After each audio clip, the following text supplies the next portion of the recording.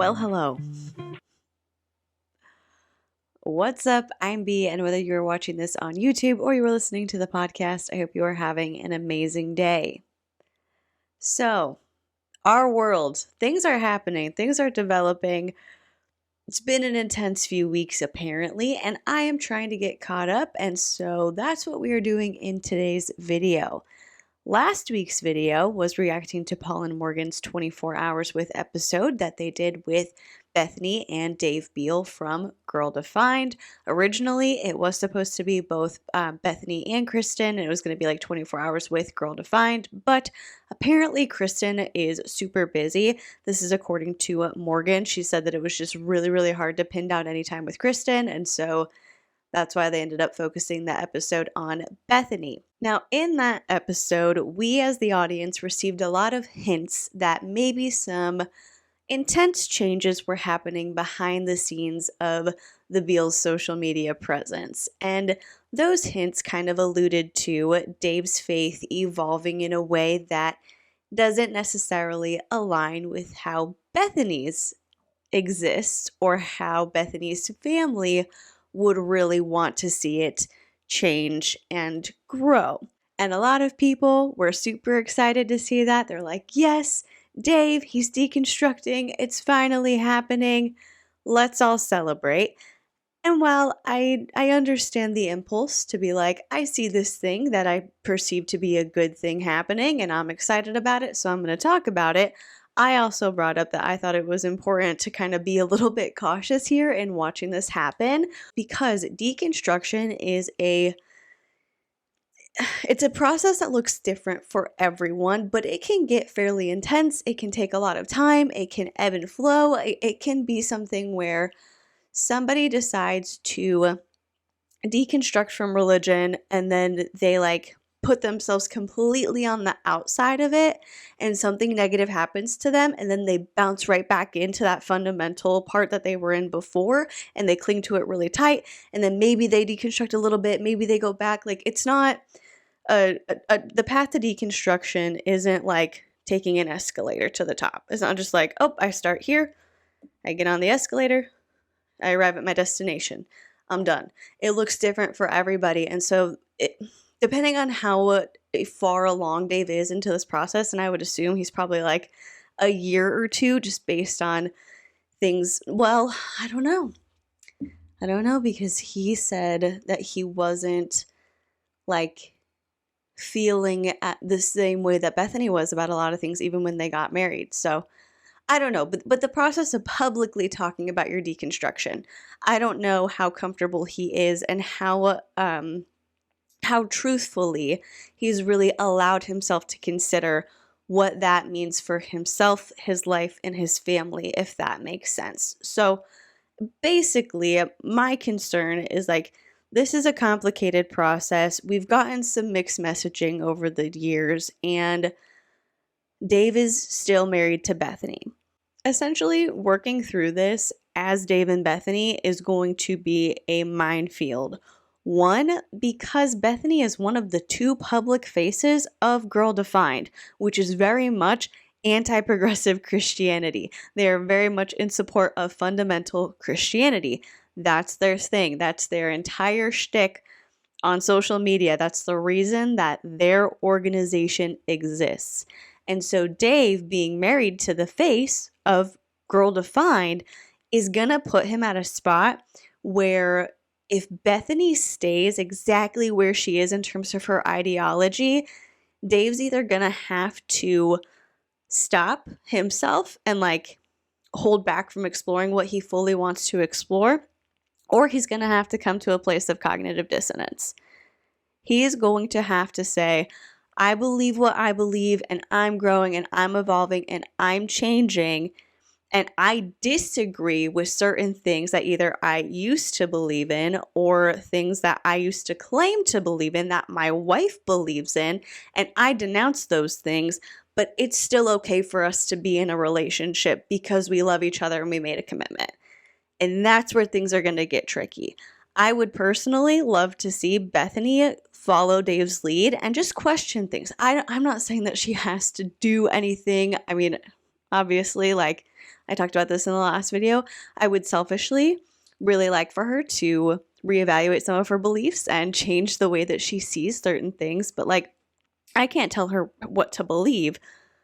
But with Dave, the husband, the head of the household, according to the way that she says they operate in their marriage, with him having questions and reading and exploring and investigating and potentially deconstructing, which is what it seems like he's doing. That's what a lot of the talk around this series of events has been.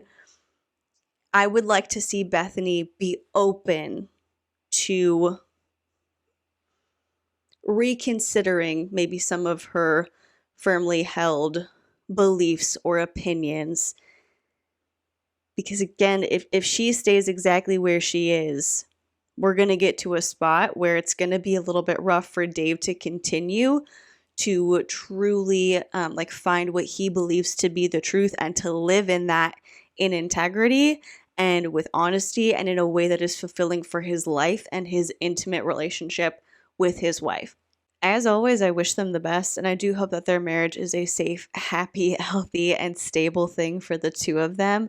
But as a Christian, those are just some of my concerns. Those are some of the observations that I've made from what I've seen unfold so far, and I just wanted to chat about them a little bit. So anyway, Dave made quite the impression in Paul and Morgan's video, and it has sparked a lot of conversation, particularly from Dave and Bethany, as well as Paul and Morgan. So Paul and Morgan put out the original 24 Hours with Bethany Beal video on February 23rd. Then on February 27th, they did a live stream called Dylan Mulvaney Finds God, Honest Thoughts on Our Bethany video, P&M After Dark, episode 17. And I didn't watch the whole live stream, but I did watch the part where they spoke about this video in particular. And so we've got Morgan in a God-honoring off-the-shoulder t-shirt and Paul in his Technicolor nightmare sweater on the couch talking about this video, and Morgan just plays into the archetype of the mean girl to a T in the way that she responds to not only criticism that she got from that video, but Paul even bringing it up. Dave was he was in a different camp. What is fascinating, and you can see it in the episode. You can watch the episode and be like, oh, okay, there's some differing views there. And Morgan and I would wrestle with that. I'd be like, pack your bags and go stay at your parents until you get your stuff together. Okay, wow. No, you wouldn't. You would not. I'm just kidding.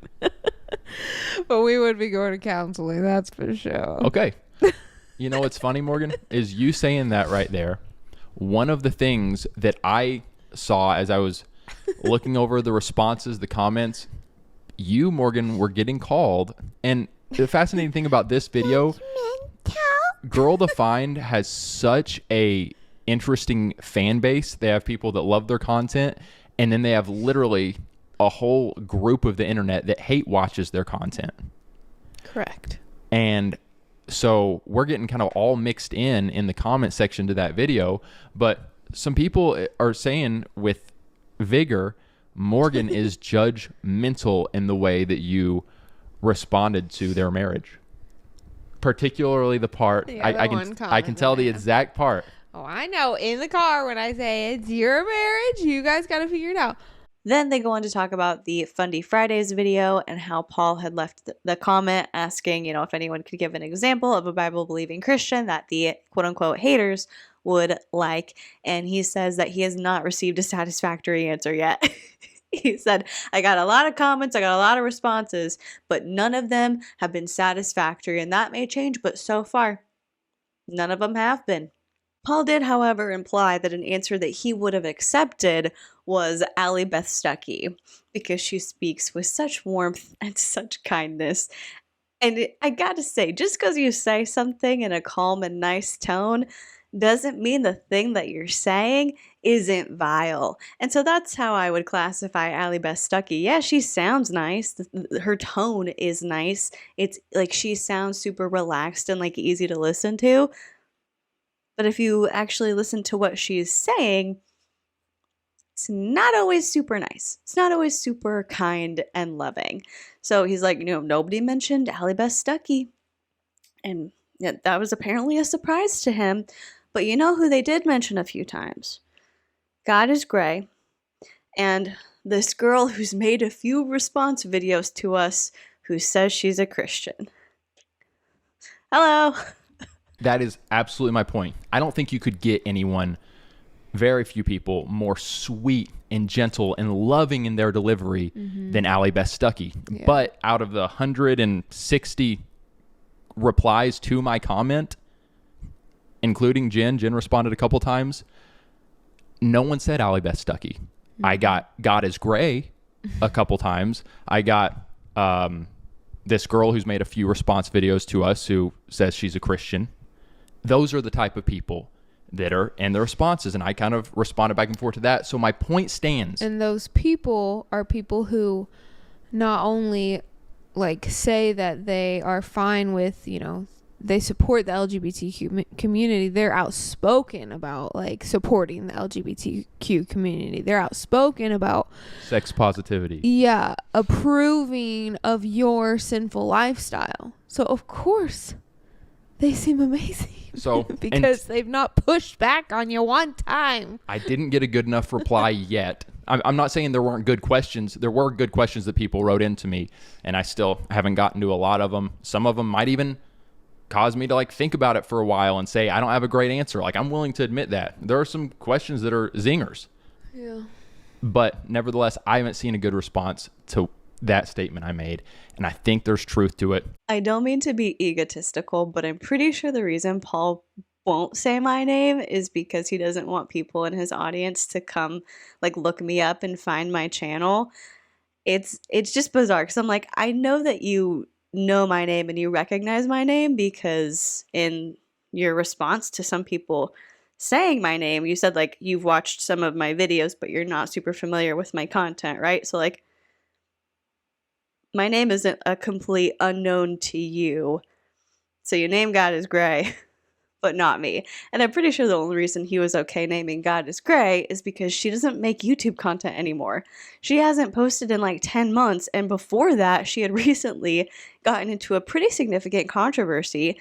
And instead of either ignoring it and being like, whatever, I don't think I did anything wrong, I'm just going to keep plugging along doing what I'm doing, or actually listening to the critiques and understanding what the people who were giving her that negative feedback were like actually feeling in the place that they were coming from and trying to be empathetic and understanding. She just like kind of went into a blind defense and handled it really, really badly and like did not admit to any wrongdoing and placed herself in the seat of being the victim when really like from what I saw, because I wasn't watching it unfold at the time, I went back and looked into it a few months ago.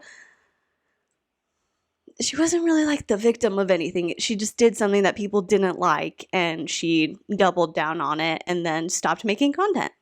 So anyway, she doesn't make content anymore, but she was listed by some people in that comment section, and so was a girl who makes response videos sometimes, I guess. Oh, also, someone left a comment on Paul and Morgan's live stream. Their username is jpage97. Hello to you. They said, I think you guys should do a 24 hours with episode with a quote-unquote progressive Christian like B. Haney. If you truly want this project to be all views of Christians and prove that people can have different views and still get along and be friends, then you need to do all sides of Christianity, even if it makes you uncomfortable. Just my 2 cents, smiley face. Then they left an additional comment underneath the original one that said, like Dave said, don't look at people as the others, befriend them. And Paul and Morgan said, we may have just what you're looking for in an upcoming episode, smiley face. And let me just say, they're not doing an episode with me, so I'm assuming that they're referring to their upcoming episode with Josh Benson, who I would consider to be more progressive and who Paul and Morgan have publicly disagreed with on YouTube. He's a comedian and he like makes sketches kind of poking fun at stuff like purity culture and like mega church culture and pastors and stuff like that. So I'm assuming that's who they're referring to, because in the live stream They said that they had guest number 3 lined up, and that's who that's going to be, but that they're working on number 4. And so I'm just assuming that that's who they're referring to. Moving on, though, they did that live stream on the 27th, and then on March 5th, Bethany posted a video on, well, Bethany and Dave posted a video on the Dave and Bethany YouTube channel, which has not been used in years. And this video is titled Dave and Bethany React to 24 Hours with Paul and Morgan. And that's the video that we're going to react to today. But just kind of giving you an overview of the events that have happened. They posted that. And then 3 days ago, so on the 7th, Paul and Morgan did another live stream where they talked about their response to Dave and Bethany's response. So we've got responses to responses to responses. We've got Heidi Baird going a little bit ham on Instagram, talking about red flags in marriage and counseling and divorce not being an option and people not being honest before they get married, and a lot of what appear to be pointed but are also kind of cryptic messages. We've got the subreddit lighting up, people with all kinds of opinions, most of them positive about this change, and not only positive towards Dave, but also positive towards how Bethany apparently conducted herself in the video that we are reacting to. So it's a lot of activity, a lot of things going on, and we're going to do win for the week, and then we will jump into the reaction. I say jump right in, like I didn't just spend 15 minutes rambling about pretty much everything under the sun before getting to the main part of this video, but it's what I said, so we're going to go with it. Let's do win for the week, and then we'll jump right in. If you are new around here, a win for the week is just where you share something positive that happened to you over the past week. A win can be big or small, but if something made you laugh, if it made you feel grateful, if it brought you joy, whatever it may be, if you consider it a win, I want to hear it and celebrate with you. And if you're watching this on YouTube, you can leave that in the comment section down below. Or if you're listening to the podcast on Spotify, you can leave it in the Q&A for this particular episode. My win for the week is that on Friday night, I got probably the single deepest hour of sleep that I can ever remember getting. Like I talked about, there were 2 versions of last week's episode, one for members and then one that was available to everyone. And so after I exported and uploaded the members version, I was making the edits and then exporting the one that is available publicly. And it's a pretty long video, so it takes a while. So I have this desk here, and then I also have a desk for like my day job over there.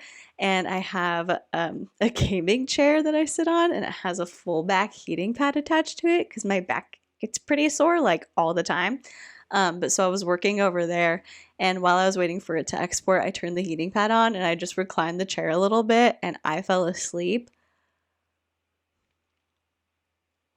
Probably the single greatest hour of sleep that I've ever gotten. I loved it. It was so good, and that is my win for the week. Now, without any further ado, let's get to this reaction. All right, let's blow the lid off this month. Babe! I got you on camera smiling in a cute and sexy way when I cursed.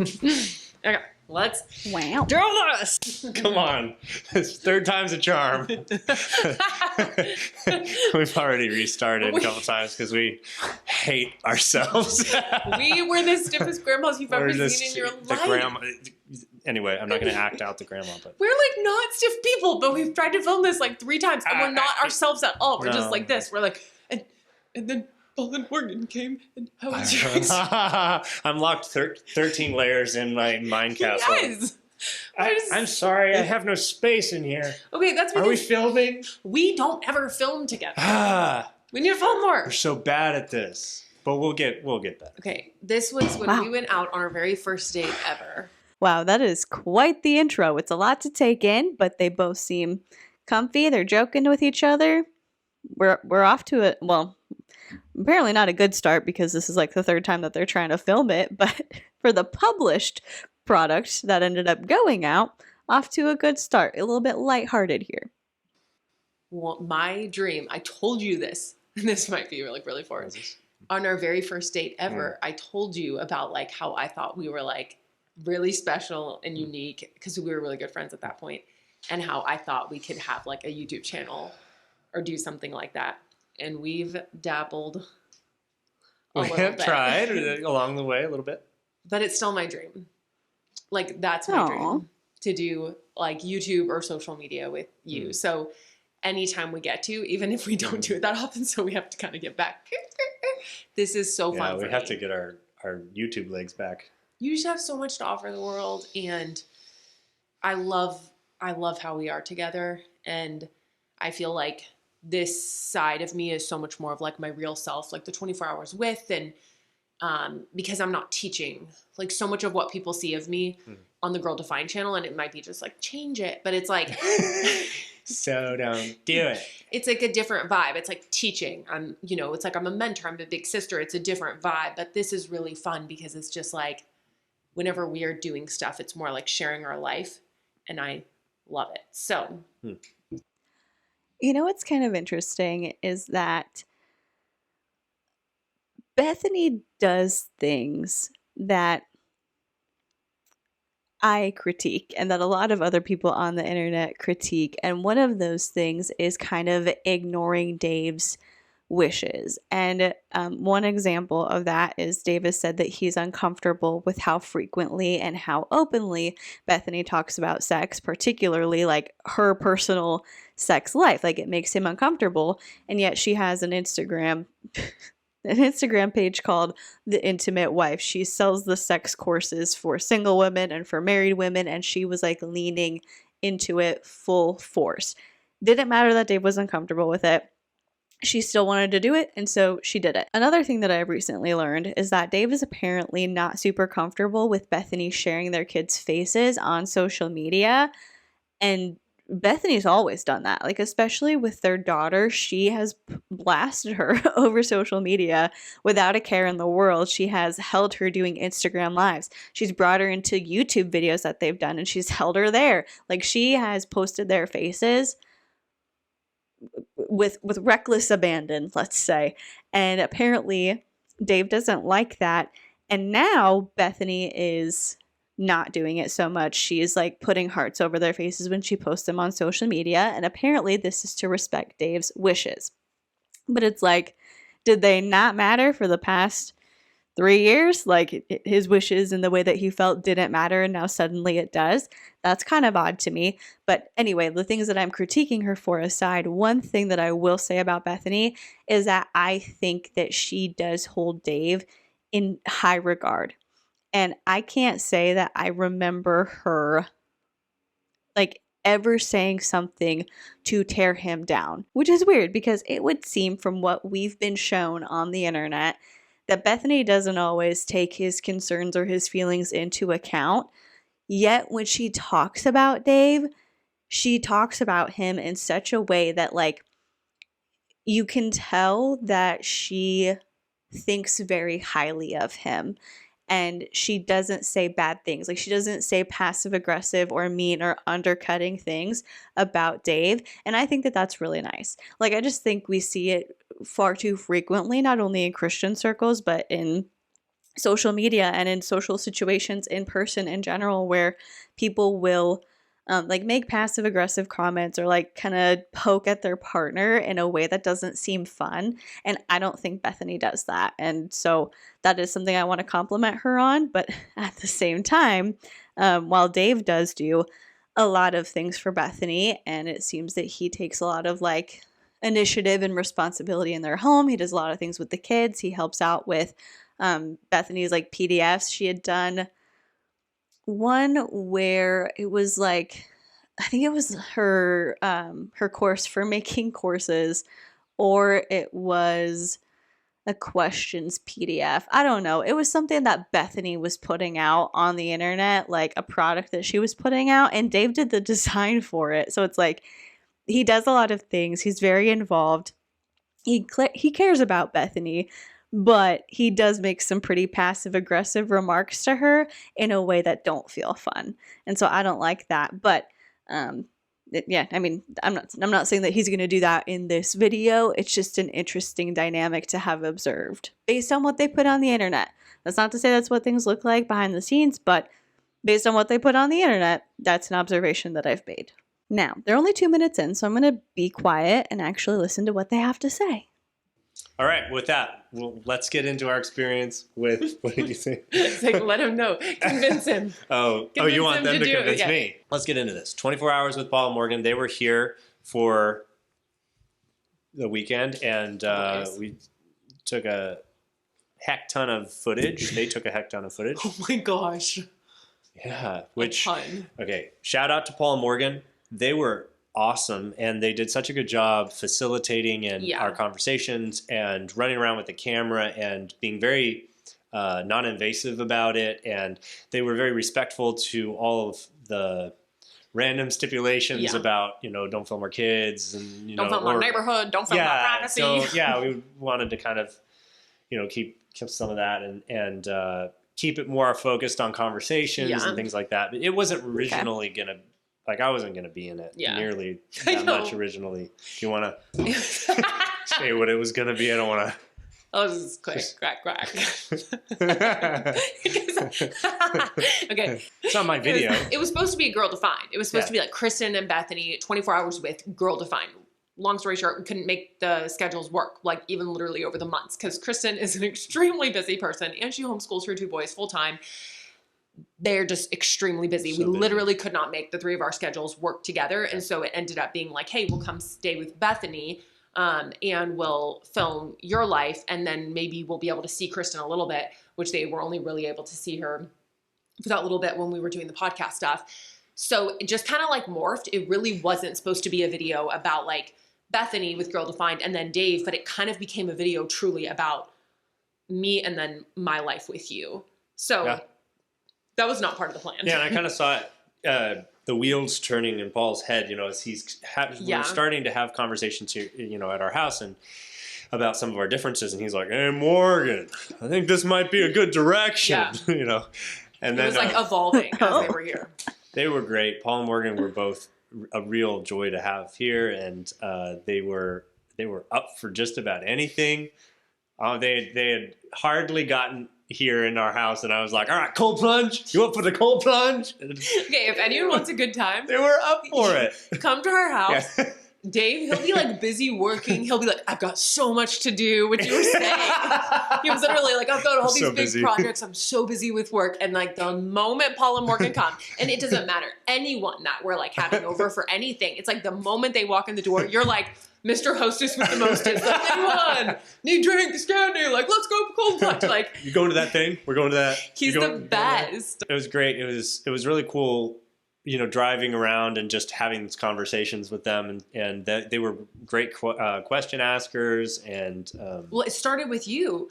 I picked them up at the airport. We weren't Right. filming at all. We come here and they knew like I had to leave right away to go film with Kristen. Like we have very limited recording spots because we're both moms and it's super busy. Like I mentioned her schedule. So we literally, Kristen and I record like once a month together and it just happened to be that day. So I was like, I have to go. And then Paul and Morgan were going to come for the last hour and then they'd come home with me and we'd start filming. So Dave was So this is the part where I think Paul and Morgan might have some room to improve reorganization and scheduling, because if it's 24 hours with Bethany and they realized they couldn't make it work with Kristen and this is what they were going to do, why wouldn't they go and follow Bethany? I mean, I understand that they ended up liking the finished product and it led to some really interesting conversations, and I think that's great. It's like, if at the end of the day we decided, okay, this is going to be 24 hours with Bethany Beal because we can't pin things down with Kristen, why wasn't it planned for you to go with Bethany to film, to see her working, to see what she's doing like you guys did with Isaiah? I know they joined for the last hour to go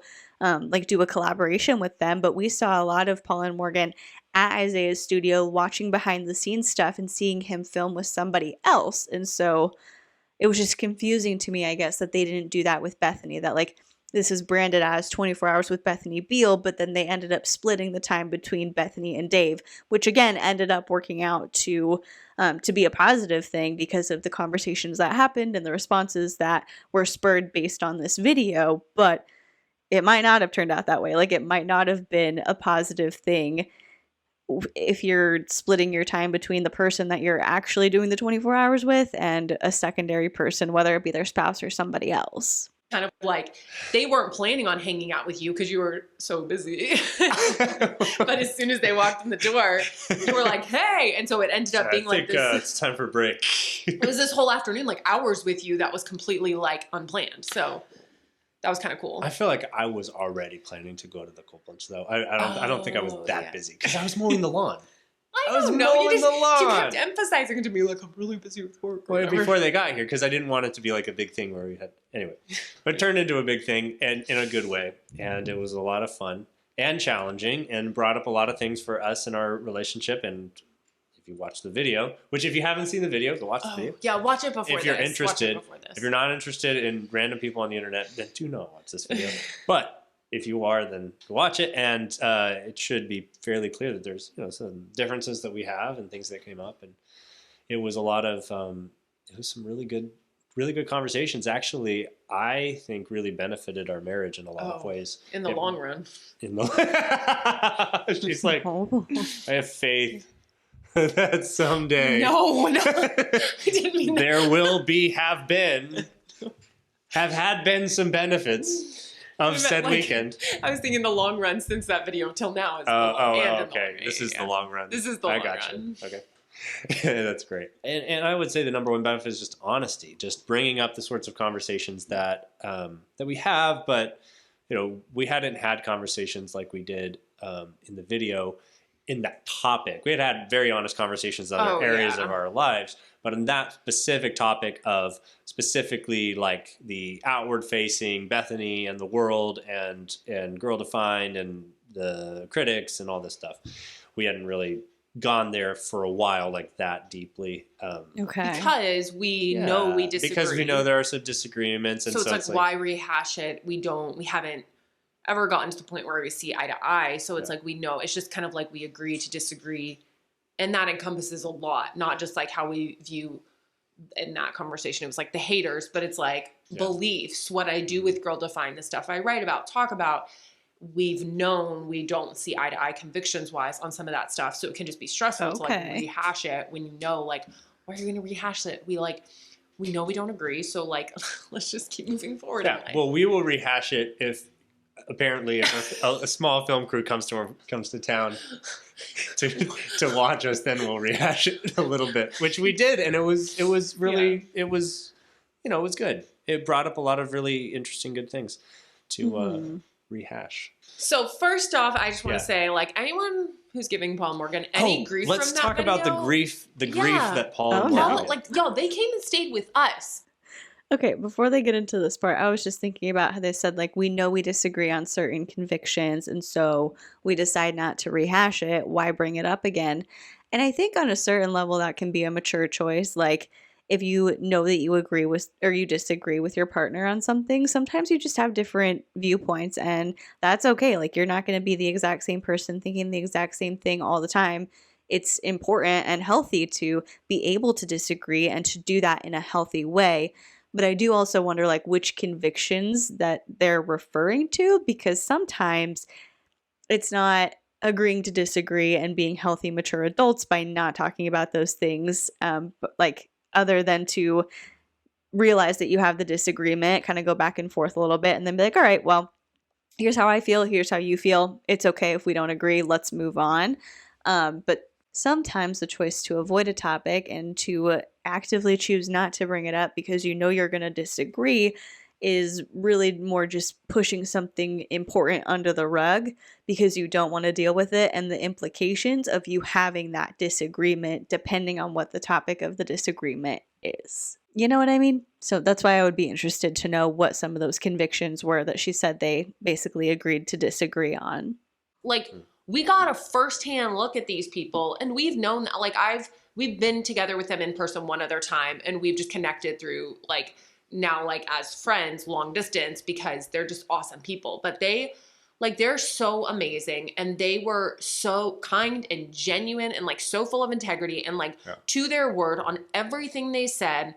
They gave us the final, like, say on anything in the video to, like, have it removed, whatever. Like, they are just so awesome. And, like, as a married couple behind the scenes, it's like we have seen them and they are just so kind to one another. Like, Paul is so kind to, like, taking care of Morgan, and Morgan's, like, so kind to him. They're just an awesome couple. Like, we're genuinely inspired by their marriage and by them being here. I was inspired by Paul. By the time they left, I had a couple thoughts. One was like, I really like them. Kind of like I wish they would stay, that sort of thing.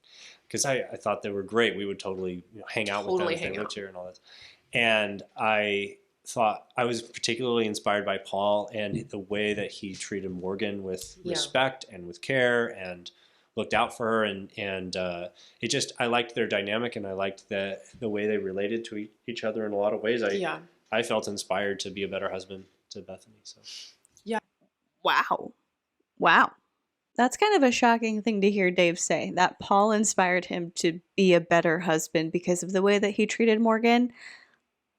Apparently, they saw something different when they were with Paul and Morgan in person than what they put out on the internet. But the way that Paul and Morgan interact in their live streams pretty frequently becomes quite uncomfortable to watch. And they do pretty frequently get comments about the way that they treat each other and talking about how like they don't appear to like each other based on the way that they interact online. So it's just interesting to hear somebody who met them in person be like, yeah, they treat each other in such a great way. We look up to them. They're inspiring. That's some high praise to like say you look up to a couple and that they inspire you. So and I would like to see that side of them, honestly. yeah. I think that anyone who's giving any grief, or even like, I don't know, whatever the reels they're posting or things they're saying now, it's like people, I don't know, people just want to find something about it, but we have like nothing but good things to say about. I mean, I think that's true. Well, I'm very positive. I'm just very positive about them and about, After the hard conversation, we've had a couple of hard weeks.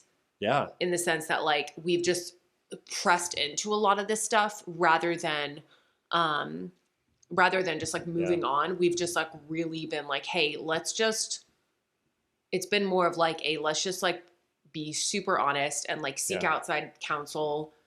We had our literally a few days after Paul and Morgan were here, you had our pastor come over. We literally were sat in our living room for like 3 hours. Yeah. He was just kind of like a third party listening to like the 3-hour version of what you saw at the dinner table, like, but and so much more, just trying to like figure out like, okay, what do I need to change? Does he need to change? What if we just can't, like, we just see differently? How can we love each other still? How can we give each other grace? And it's been like one thing like that after another, I feel. Yeah. So a lot of people are wondering, Dave, to what he sounds like he's deconstructing, to what degree? Yeah. And you have people that are kind of more like, oh, he's a Christian but nice, or he's like not. He's just compromised his faith, or he doesn't have strong faith, or whatever. Or some people are mad at Paul for like insinuating mad at Paul for that you're deconstructing. Yeah, which I would say in that case, with Paul and I, we also had more private conversations, and so Paul's operating with more information than what you see in the video, and so get up off Paul, So I want to push back on this a little bit, because just because Paul's operating with a greater level of knowledge about Dave's personal life than the general public doesn't mean that it's his place or that it's okay or respectful to insinuate things that Dave hasn't spoken about publicly. Because Dave did insinuate some pretty bold assertions about Dave after the 24 Hours With episode came out that were contradictory to what was in that 24 Hours With episode. And I'm hoping we'll find out the level of truth of those. Like, I think that's what the whole point of this video is to kind of, for Dave to discuss where he's at right now. But in that video, Bethany very much made it seem like Dave's the leader. He's a great Christian. He knows the Bible back and forth, and he's like really leading our family in the way that we practice our religion and like the way that we view Christianity. And he led us to a different church, and I really like it, and like all this stuff, and that how her family might not understand everything. They're like, oh, Bethany and Dave are weird, but they're cool as long as they stay in the faith. And then some of the things that Paul was insinuating, and as a result of that, like additional conversations that were happening on the internet, was like, oh, Dave's like completely stepped away because Paul said that Dave doesn't look to the Bible as his first source of authority when he has a question. And maybe that's true. Again, like I'm assuming Dave is going to talk about it, but it's just like, hey, maybe don't talk about things on the internet that other people haven't spoken about publicly yet, because it's not your life. Like, it's Dave's and it's his journey and it impacts him and his family the most. So it's really his decision when and how that information should be shared publicly, if at all. So the bottom line is I had a new level of mental crisis that week that Paul and Morgan were here. And it started before they Wow. got here with some random men's group stuff I was doing, and as well as certain questions that I was asking. Even while Paul and Morgan were here, I was asking some people that know me pretty well, and what are my greatest weaknesses? And you know, You they were were just like, you were I was just inviting all going this for criticism. it. I was inviting a lot of criticism. I did this thing called, this like hot seat thing where you sit there and these guys kind of like, you stand or sit there and the guys poke at you and try to kind of get you to, get provoked. And then we talk about it, talk about what comes up. So it was kind of a rough week before Paul and Morgan got there because you were like having all this, like inviting all this criticism into your life, and you were kind of like, I was grumpy. Yeah, seems like bad timing. As far as the hot seat thing goes, I have a lot of questions and I would definitely like to hear more details coming from Dave about what that actually entails and what the end goal is and how it's practiced, and like, where do we draw lines? What are the boundaries? How do we make sure we're provoking someone in a healthy way so then we can discuss their emotions? And is there aftercare for things like this? Like, I don't know how deep it goes, but I don't know. That interesting. So yeah, Dave was going through it before Paul and Morgan got there. And then I found, one of the things that got me through? what? For the first time in, 15 years, Billy Joel releases a new song. Oh, yes, that's right. And it is phenomenal, and I loved it so much. Maybe you love me, maybe you don't. Maybe you learn to, and maybe you won't. I was mowing the lawn before Paul and Morgan got here, and I was listening to this song, and I might have been crying, I don't know. And Because he's a crying man. Because I'm a crying man. And it's such a good song if you haven't heard it. And so I was already in that space. And then we had a ton of conversations with Paul and Morgan and with Bethany about all these things. And I have a lot of differences with Paul, Morgan, and Bethany when it comes to just ideologically and, values, Christianity, all kinds of stuff. So then we had the dinner table conversation. That was the first day they were here. It's edited, like it was the last thing, but it actually happened earlier. The first day. And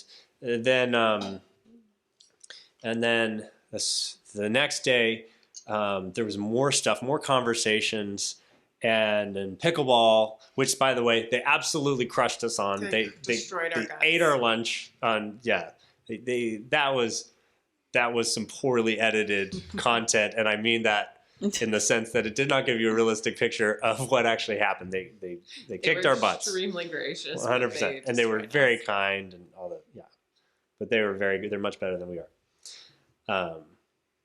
But next time we'll see.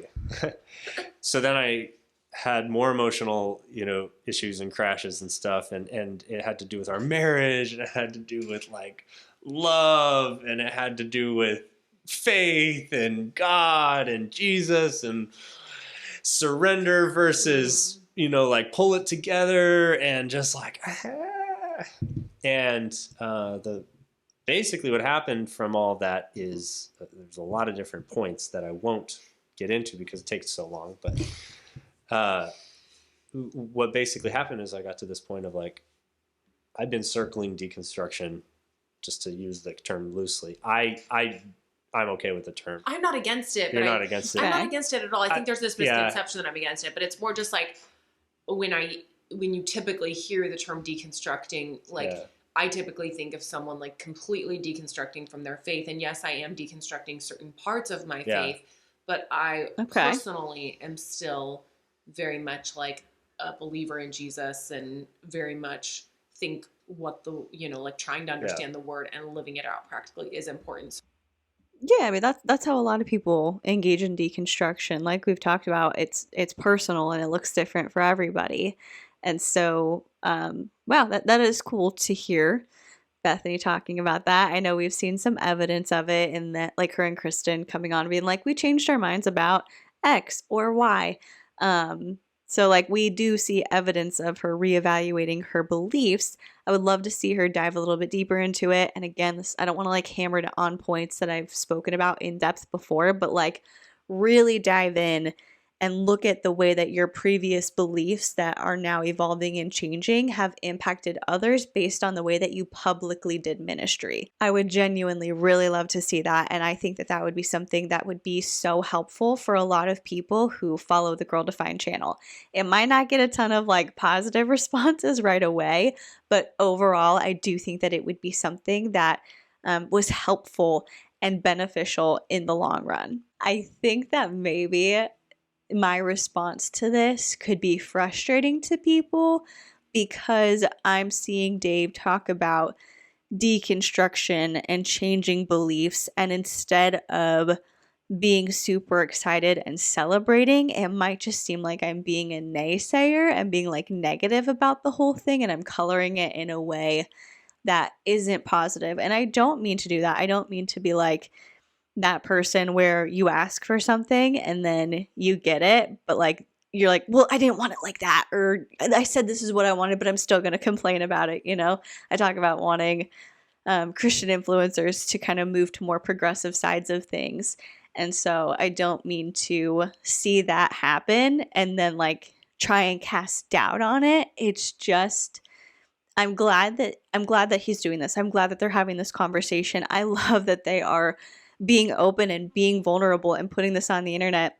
And my beliefs on it absolutely could change over the next 44 minutes because we're only 15 minutes into their video. So I haven't really given them the time to like delve into however much of this they're going to and really explain it.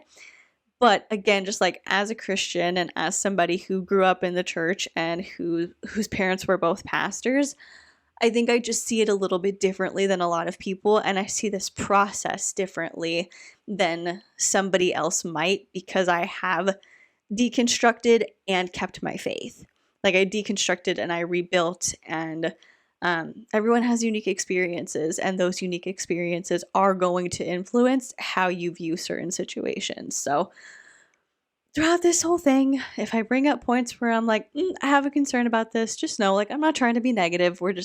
I'm watching it and I'm reacting to it and I'm giving you my honest opinions in real time. So I don't want to be labeled.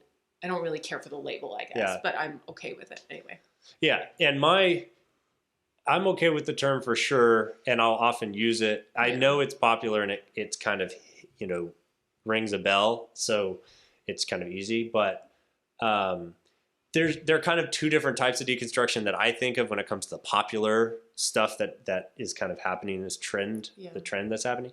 And one is, it's almost like you're consciously deconstructing in the sense of you're actively questioning beliefs and like, is this true? Is that true? And it's almost like you're taking things apart. And then there's the kind of deconstruction where people describe it as pulling a thread and it's just kind of like the whole thing falls apart. It's like you're not even going towards everything. It's just kind of like everything's sort of crumbling and then you're just in this crisis mode and nothing's left.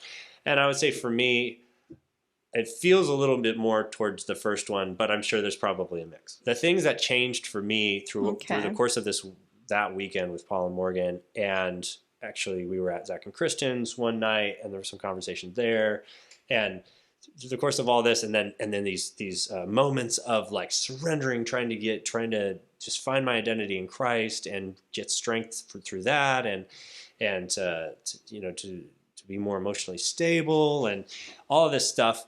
It basically something broke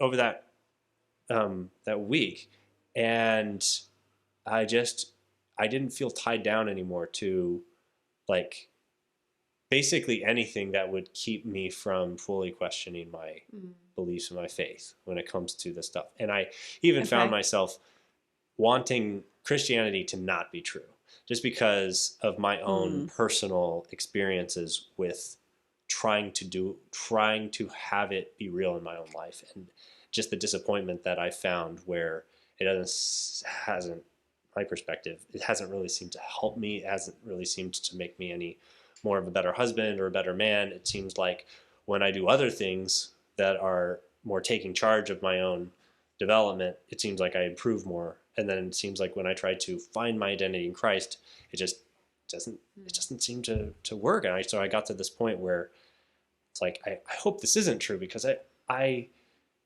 don't want to go through life always having to think I'm the worst, and in order to find the life in Christ, and that whole thing where it sort of requires you to feel really bad, or to at least admit, oh, you're just sort of nothing, and you have nothing, and so that's why you need Jesus, and isn't it such great news? It's like, it's just stopped being good news for me, because it's like, Wow. Yeah. basically, if it's not working for me, then the answer is always, well, you really need to know God's love more, or you're not trusting Him, or you just need to find your identity in Him and rest in that. And so it's like, it just becomes another work. Like, oh, I'm not resting. Okay, I am very invested in this conversation at this point.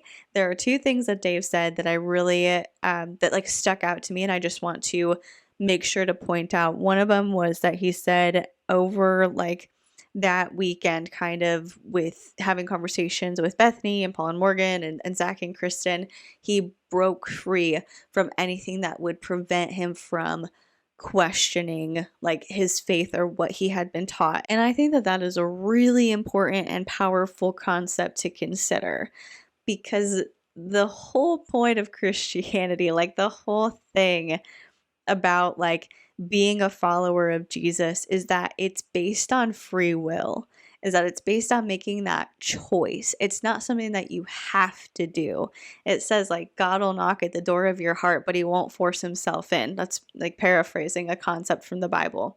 But so like to feel like as a Christian, you can't question, like you can't fully and freely question if you even believe that God is real, that's a really limiting space to be in. And I do think that that prevents you from fully exploring your faith and how you feel about it. It's like, well, like I'm not even choosing for myself to be a Christian or to be a follower of God, because I'm not allowed to even consider if I believe that God exists or if I believe that Christianity is the way to go. I don't know the specifics of what Dave was questioning, but being able to break free from that and to be like, I am allowed to question, I am allowed to research, I'm allowed to dig, I'm allowed to have doubts. That's a really incredible spot to be in. And I'm super glad that Dave was able to get there so that he can really flesh out his faith and figure out what it is he believes or doesn't believe. The second thing I want to point out is Dave saying that he got to a point where he started to wish that Christianity wasn't real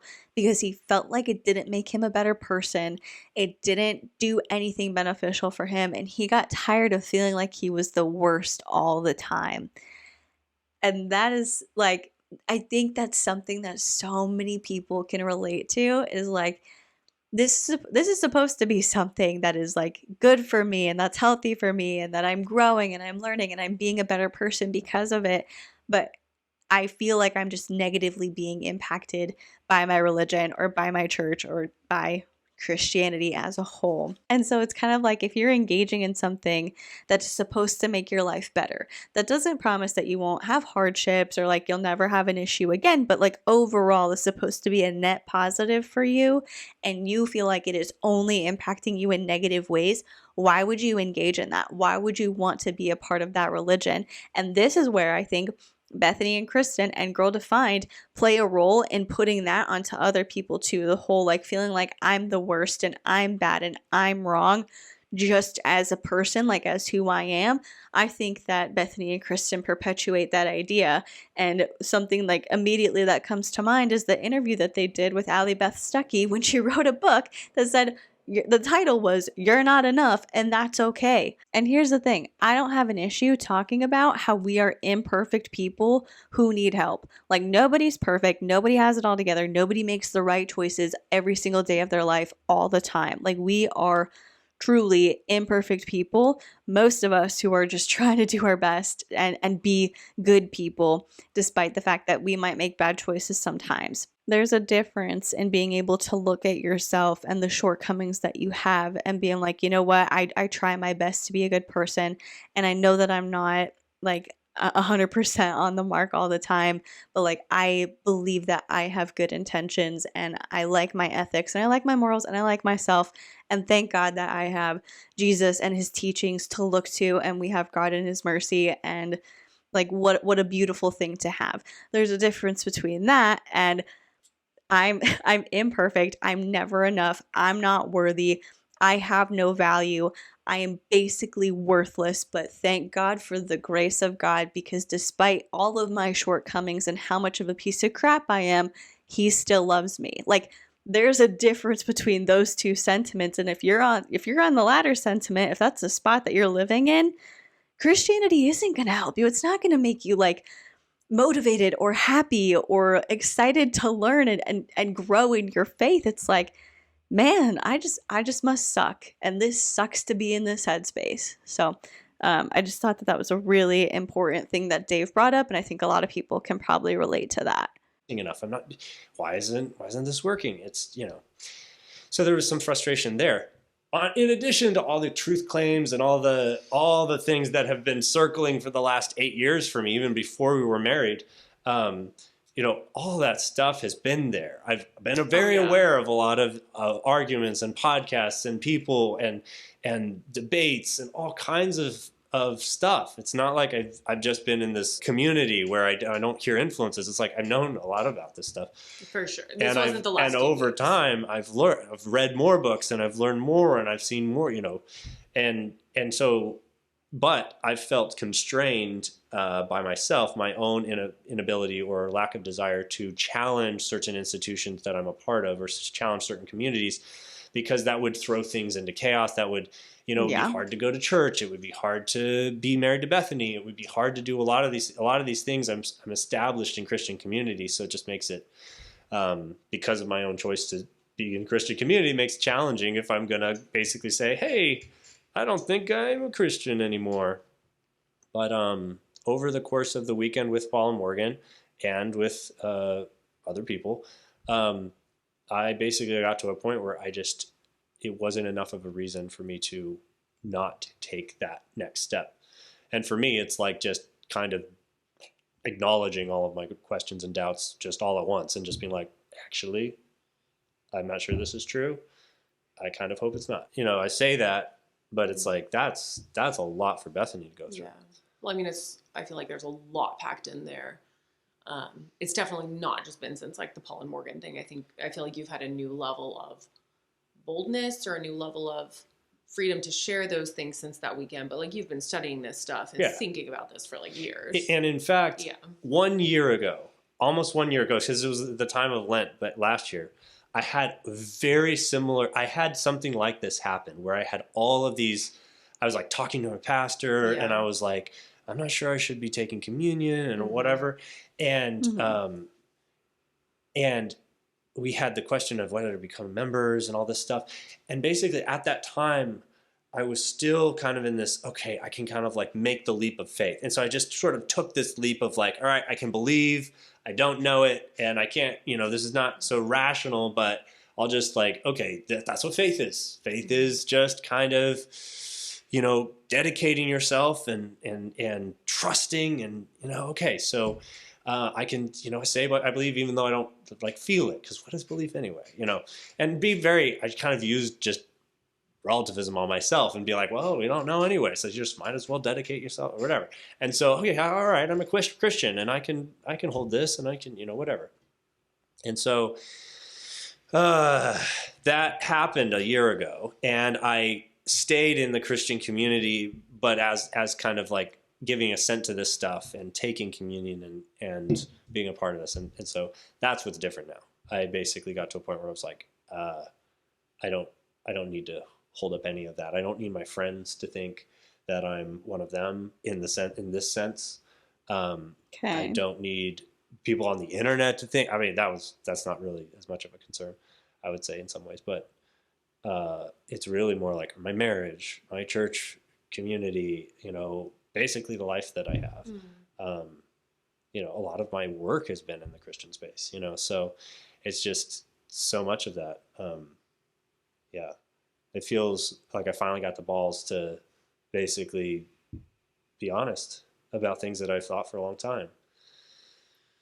And I have to apologize to Bethany because I haven't always been honest with her. And when we got married, I had already started deconstruction, and I had read quite a lot fewer books when we got married, and had listened to podcasts and stuff, and was already very friendly towards certain forms of progressive Christianity and stuff like that. And when I got married to Bethany, I thought, well, this is going to be a problem because, yeah. And I wanted I wanted Bethany. I love her. And so at the time I was like, this is just going to cause problems in our relationship. So I was just like, all right, I believe that the Bible is your word and I accept this authority and blah, blah, blah. And I just kind of tried to push myself over the edge to make it work. And that was disingenuous and a lack of integrity, honestly. And at the time, it was a weak thing to do. And I didn't really know how to stand up and say, this is what I think, in the face of the anxiety that it could cause both in other people and in myself. So that's kind of changed. And so I've apologized to Bethany. Said, I'm sorry for selling you a picture of myself that's not been true. And honestly, that would be really, really hard to deal with as a wife. I know that Dave is expressing something that he went through and something that he was wrestling with, and I can't imagine the mental battle of, I want Bethany and I want to be what she wants, but I also have these doubts, but I know that if I lean into them and I express them, it's not going to be what she wants. And I want to be what she wants. I want to marry her. I don't want to cause a problem. So let me just ignore these questions that I have and these doubts that I have and do my best, because maybe I can believe enough that I convince myself to fully believe in something that I'm not sure is true at this point. So I totally my thought is my initial judgmental thought is well, maybe you're not mature enough to get married then. If you can't actually have that honest conversation with Bethany, you probably shouldn't have married her. But at the same time, it's okay, I get where he has an idea of what he wants his life to look like, and it's not aligning with the questions that he has, and he doesn't really know how to handle it, and he probably wasn't given the equipment to handle it. He was probably exploring this on his own and not even sure what the next step should be. So honestly, that was probably really, really hard to wrestle with. But I feel for Bethany. That's hard. That's tough to think that you are getting somebody when they present themselves as one way, and you think that this is their authentic self, and you're like, wow, this is what I'm looking for. This is the kind of guy I envisioned, and he's going to be a godly man and a leader of the household, and we think alike and we believe alike and we have the same convictions, and that's amazing. And then you find out years later that that wasn't really true, and that he was just presenting one version of himself to you in order to get you to marry him, kind of in order to convince you to marry him because you think he's the thing that you are wanting. That is a tough thing to work through. That is a tough betrayal. Honestly, it honestly is, because the issue isn't Dave having, for me, the issue isn't Dave having questions or doubts or being unsure about things. And I think had he been honest with Bethany about those things, who knows what would have happened. But it's you're presenting yourself as one thing entirely, full well knowing that who you're showing yourself to be isn't how you truly feel, and you're just going to pretend. And how long do you think you're going to pretend for? Do you not respect me enough to tell me the truth? Do you not want to talk to me about these things? Do you not value my opinion and want to be open with me? You just want to lie and create a false sense of who you are so we can get married? That's hurtful. So, kudos to Bethany for however she's working through this. I hope that she has some good support. And I know that she's known for a while that Dave used to not be super honest about certain things, and he would just kind of be quiet to like keep the peace and appease her without saying what he actually wanted. And so like they kind of talked about that a few years ago. And I just hope that Bethany has good support around her. And it seems like her and Dave are now being honest and having open conversations, and that's great. But I could imagine that it would be pretty difficult to feel like you are secure in your marriage when these things are coming out that you didn't necessarily know or understand the extent to which they were happening until just recently. It would probably feel like a pretty big betrayal. So I do hope that she has some like friends, maybe people who aren't directly related to her, that can support her and validate her emotions through this.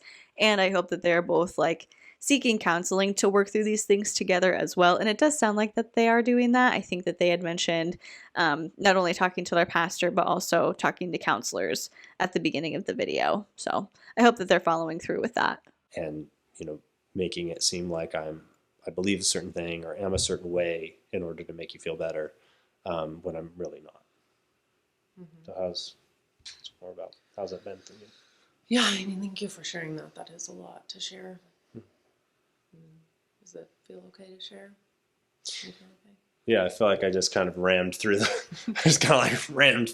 Yeah, I mean, that's like a big deal. So It's a huge deal. Yeah. Acknowledge that. It's a big deal to acknowledge it. And I mean, I would say it's not something that I would have like, I don't think when we got married, I would have thought you were going in this direction for sure. But I think maybe like a year or so into our marriage, just your interests and books and what you like to study and stuff, it was like, okay, I think that it was, I could start to see that coming in. But I mean, we've had conversations about this sort of stuff. I've not been like totally in the dark for a while now, I would say. So I think that that's definitely been, I wouldn't say you've been like totally dishonest recently, maybe just when we got married. Maybe at the very beginning. Got the girl. Surprise. Well, it wasn't like the next day I was like, surprise, I'm an atheist. You just did it with an atheist. I mean, I have a lot of questions about that. Like what I think, what you think, how that works in our relationship. Can you imagine if he had done that? Like, if they got married and the next day he just did what you joked about? Poor Bethany probably would have had a conniption. Oh my gosh. Also, I wonder if they're going to get into more detail about where Dave's at now. Not that they have to, but from what he was talking about a few minutes ago, it all just seemed kind of like broad and like, I'm not sure about the truth in this, or I don't know if I believe in that. And I'm like, are you talking about like God, Christianity, certain aspects of Christianity, certain things from like certain ideas that people attribute to the Bible? Like, what specifically are you talking about that you don't believe? And then he just made the joke of like, you just did it with an atheist. And so it's like, are you saying like, well, I didn't do that, so it could have been a lot worse if I ended up being an atheist? Or is he saying that that's where he's at right now? I don't know. It's a lot of like vague and broad referencing of things. So for me, I'm like, I would love if we could just be like direct and at where you're at, but he might not be ready for that. So that's totally fine. Think that we are uniquely gifted to love each other and work through a relationship like this. I think that even though it's hard for me, it does not, I am not like, I don't know. I have so much love for you, and it is Oh. In case you couldn't hear, she just whispered, it makes me emotional. And now Dave's giving her a hug. That's sweet.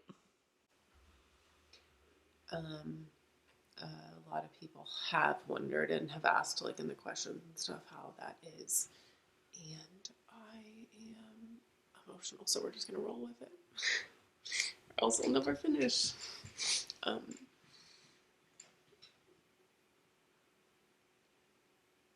I think that like when I think back to, I think this is something that like I really believe, like when I think back to when we got married, I still look back and it's like I have so much confidence that we're supposed to be together. And I have so much confidence that we are like super uniquely gifted to like really love each other. And I think we have a like I think that we, and people have told us like, you know, that we sought counsel from and stuff, just have been so encouraging and supportive of how we've been able to like press toward each other and love each other and have these conversations and not just like run away from each other in fear or like separate, but we've been able to like grow. And I, even though it's hard, this big difference of ours now, like I think we love each other more now than we did, you know, 3 weeks ago, a year ago when we got married, obviously.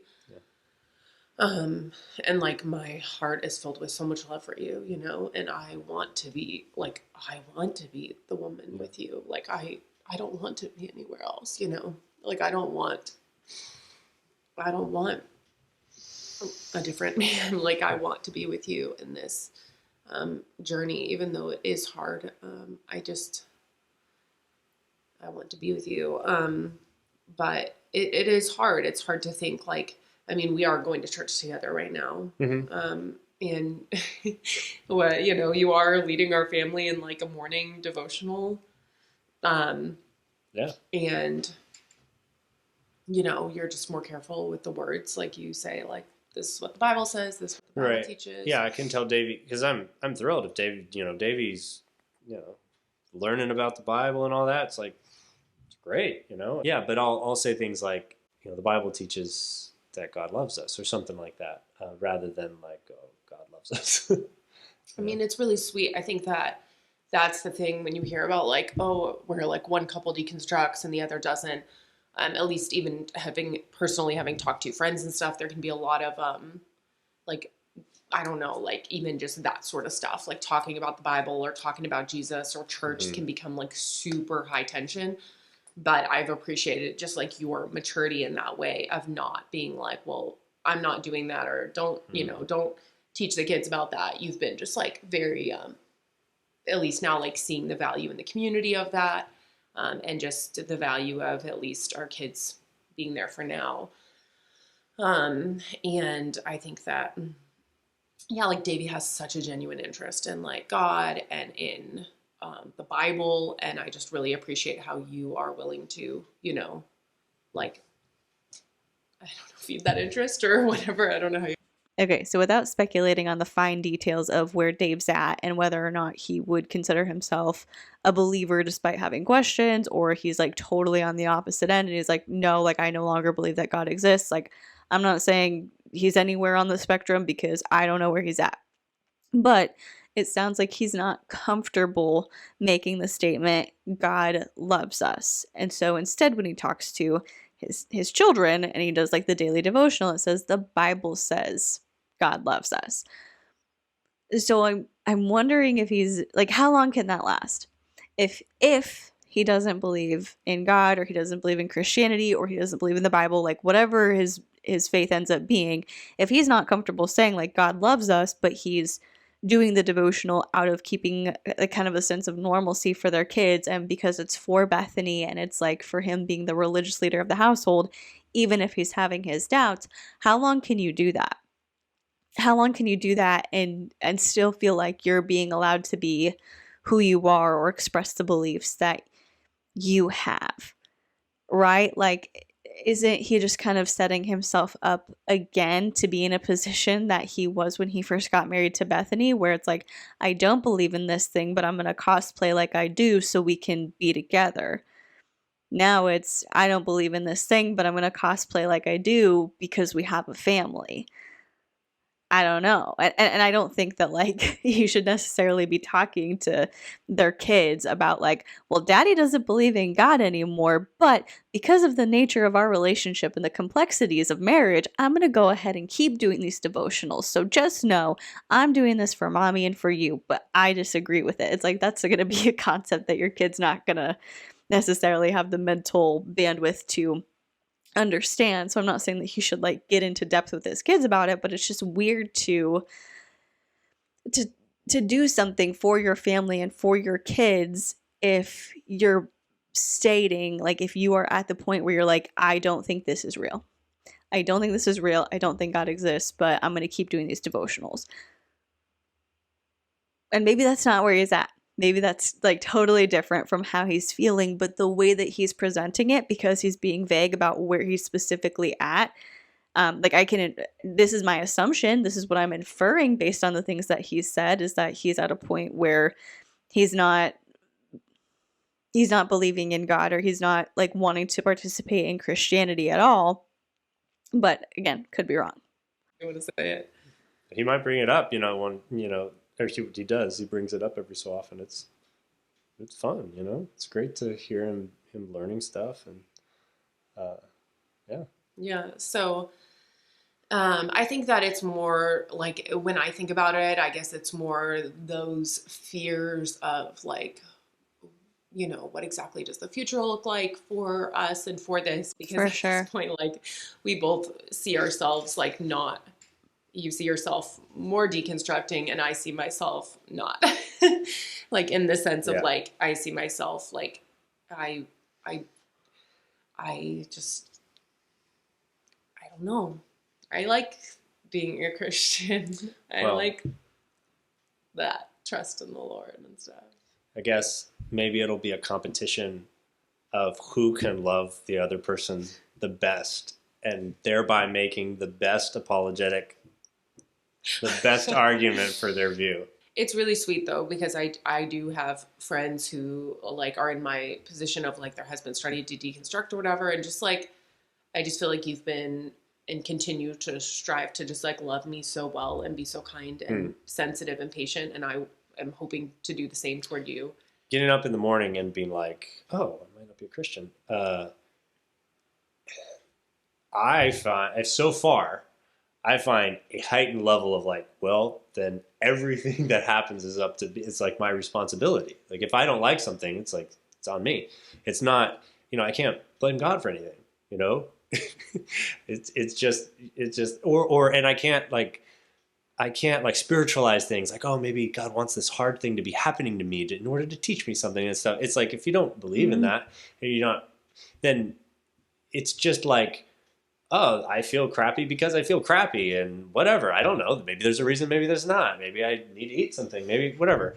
And maybe I need to confront myself about an issue that I have, and I'm not living with my integrity or something. And I still very much hold to that. The integrity stuff hasn't gone away. I would say this is a step in the direction of more integrity, more honesty, even more strength in a lot of ways, I would say. And I've been like, well, we can get into some of the comments and stuff in the video, but there was a couple comments in particular that really landed with me, and that I've been taking as fuel to be able to grow and to do a lot better. I mean, just from like wrapping this up, because I know a lot of people are asking questions about this part, like this, like people are asking like, what more are the differences? So he uses language and you don't. It's like, the cussing should probably be the least of your worries at this point. It's more of like our difference in our faith journey, our belief in Christ and the Word, and like all of that. And yeah, like it's tough. Like I'm not going to pretend like I'm some superwoman and just like, oh, it's like, it's hard. And it's just like it is a lot, but yeah, I bet.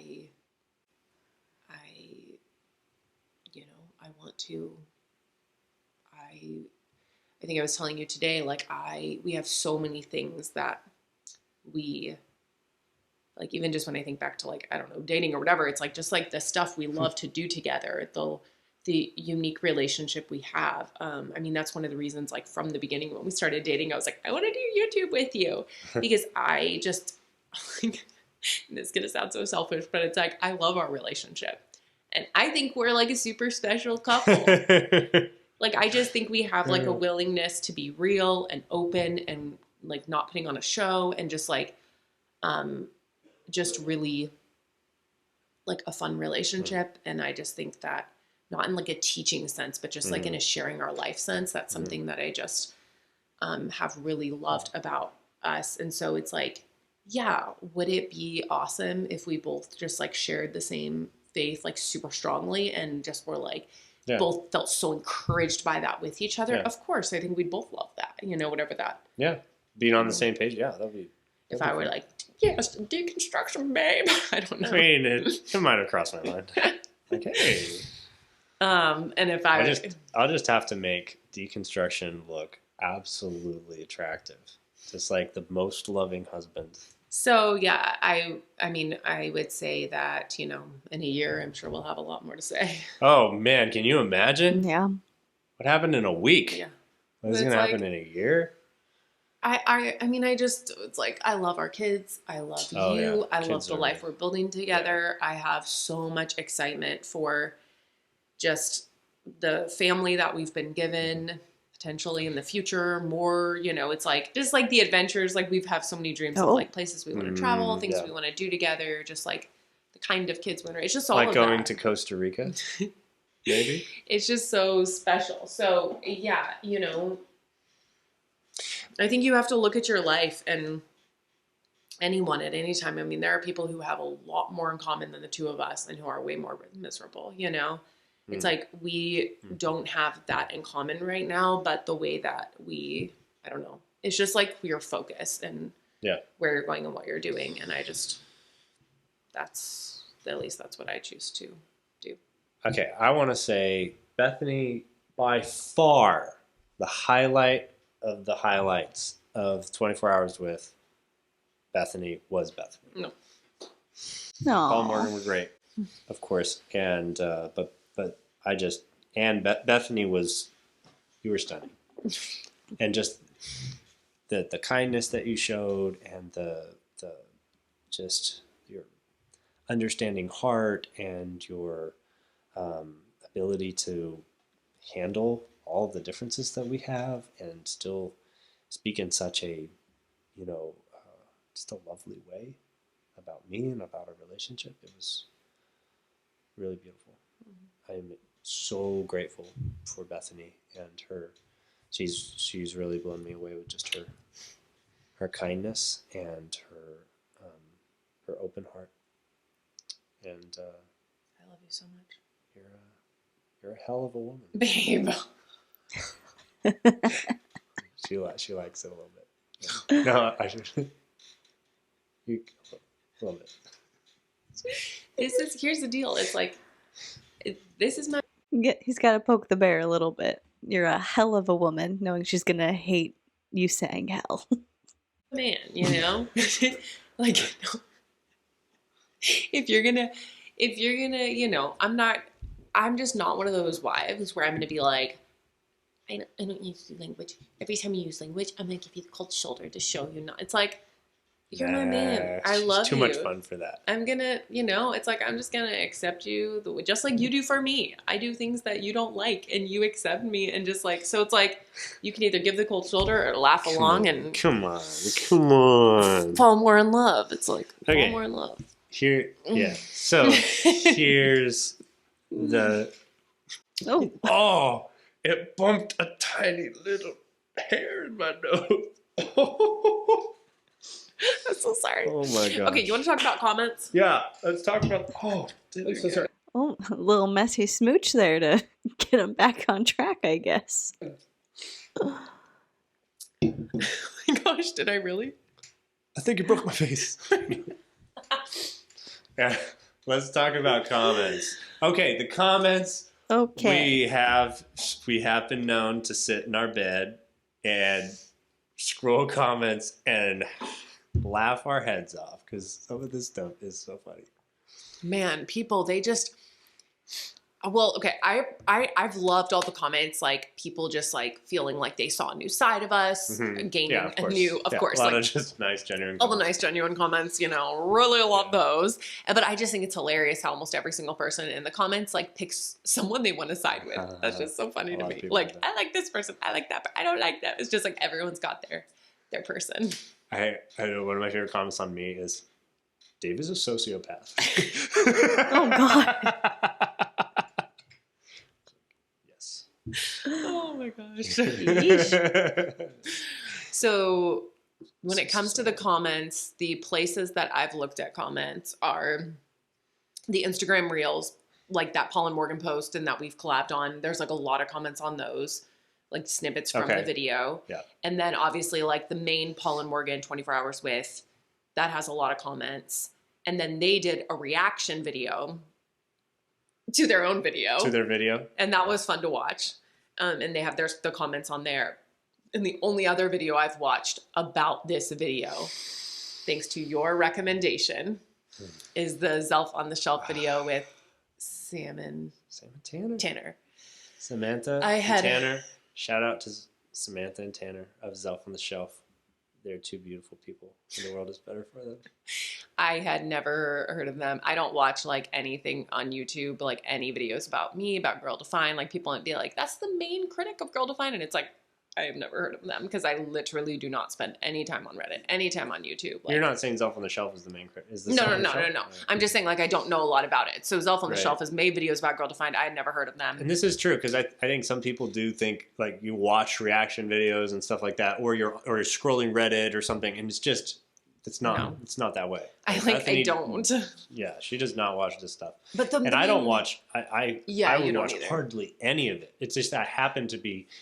How'd you like, come across the Zelf on the Shelf video? It was I actually believe that. I believe that Bethany doesn't like watch, like look out for videos that are made about them or go onto the Reddit thread because it just seems like she doesn't care. She's like, I don't care what anybody has to say about me. I'm going to do what I want to do. And so I feel like it tracks that she doesn't seek out and like watch that content. because It was I only was like a few preparing- days ago you found It was them. like a week or a week two ago? Okay, yeah, it was wasn't that long ago. So because we were going to meet with our pastor, and I was thinking, okay, what are the things that I want to bring up? And so I was kind of Googling like Girl Defined videos. So I was listening to like Girl Defined videos, and then some of the reaction gosh. stuff. And I stumbled upon Zelf on the Shelf. It was like so funny. the top. It was the top something, and then it was the hooks because it was like. Was it one with you? Yeah, It was seeing your face. It was like the Barbie review and the our conversation stuff, and You were like, that's so, me. like that's me. And then I started listening to it, and I kind of got hooked on Zelf on the Shelf. Because you were And- like, these people worship the ground I walk on. No. Yes, they do. Point. It doesn't. I like them. I do too. Point, Bethany.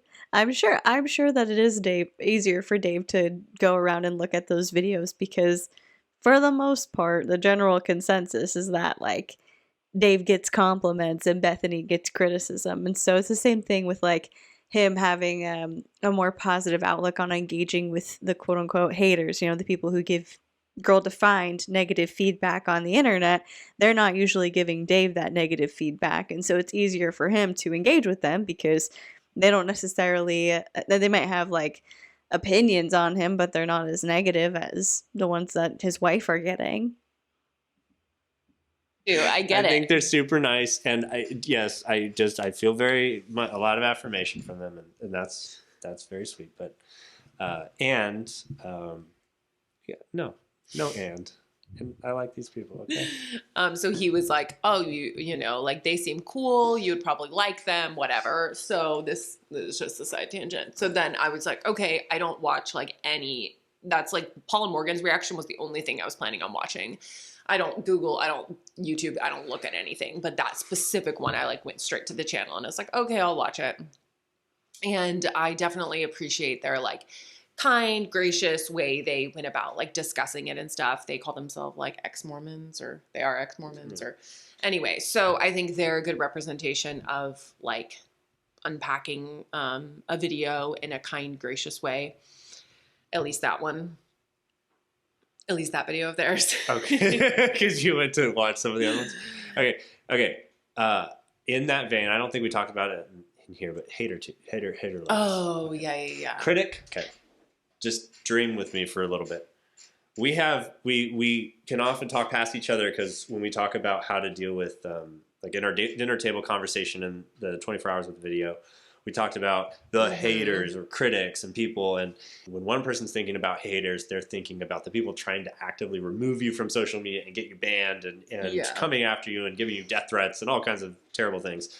And then somebody else might be thinking, oh, somebody who has a different point of view, who is pointing out that they think your view is harmful and stuff like that. So critic levels, maybe hater is the premium package, where it's like the platinum, we have a wonderful platinum package to offer you.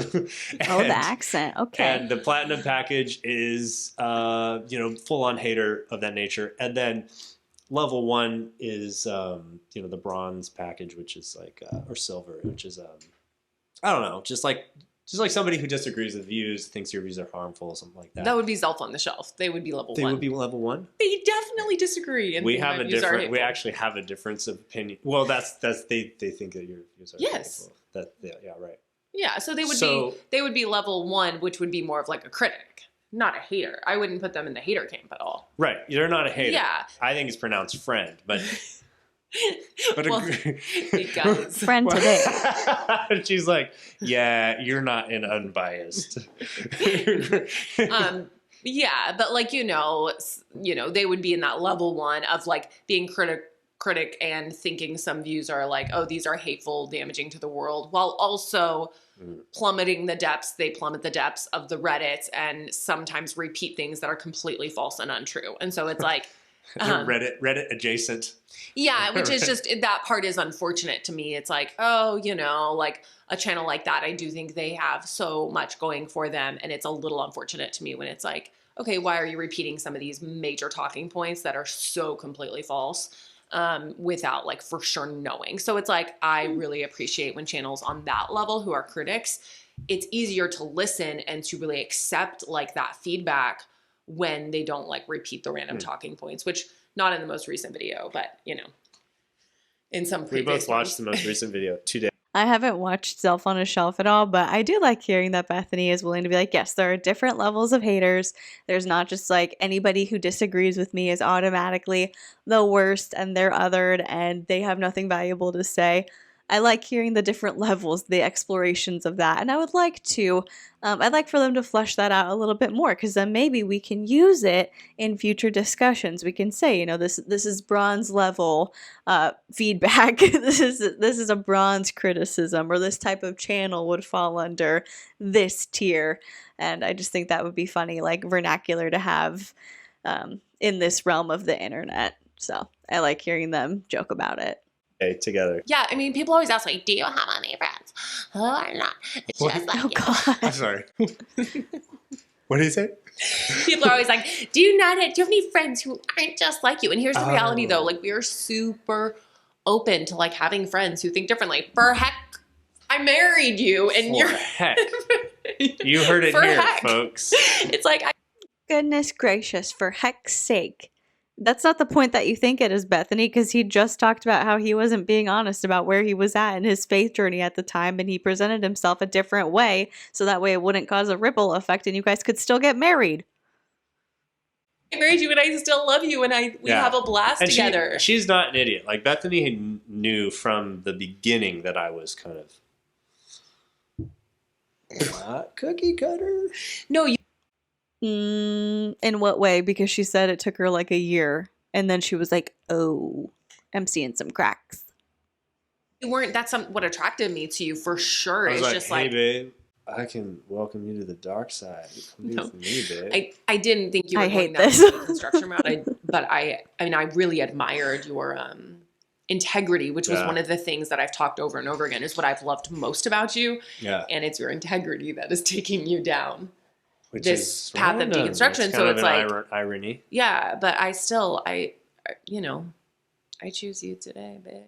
I did get some positive comments on the 24-hour Yes. video for me personally, and Bethany got a lot of positive comments and just our relationship, and you have just a range. But I think Bethany is just a shining The CBO? shining star. Video. One of the things that came up in the comments was there's a comment that had to do with my behavior and just making the observation that I seem to be taking little subtle digs at Bethany and kind of at her expense, and sort of like siding with the outsiders, and this reminding this person of this narcissistic behavior that she saw in her father or something like that. It was like a whole big comment. Just a big comment. It was a couple. That's a hefty accusation to lob at somebody that you don't know. Like the whole narcissism thing, that's something that I think is kind of crossing a line here. But I will say, like, Dave does take subtle digs at Bethany, and one of the examples is when Bethany was talking about how she, like, her and Kristen had both been through really hard things. He's like, what, you couldn't get a parking spot close to the store? And it's like, haha, that's funny. When I heard that in the video, I think I was like, get her, Dave. Like a joke, being like, oh yeah, tell her what's up, whack her again. Metaphorically, not physically. But then she went on to talk about having multiple miscarriages. And so it's like, she's trying to have a serious conversation, and you're here telling people, like, she didn't go through hard stuff. She hasn't been through anything tough to deal with. So like, that's just a simple example from the last video. Comments, I guess. And just hearing that, just like, wow, I've never seen someone who exhibited the traits of my father quite like Dave, you know, that these narcissistic kind of traits. He didn't say I was a narcissist. Yikes. And I read that and thought about it, and I was like, well, I definitely have been like that in the sense of taking little digs or making fun of Bethany in subtle ways, you know, at her expense, snarking and stuff. And I felt like when I looked inside myself, I see traits like that. These narcissistic traits of, like, you know, needing someone to be less than in order for me to feel better about myself. And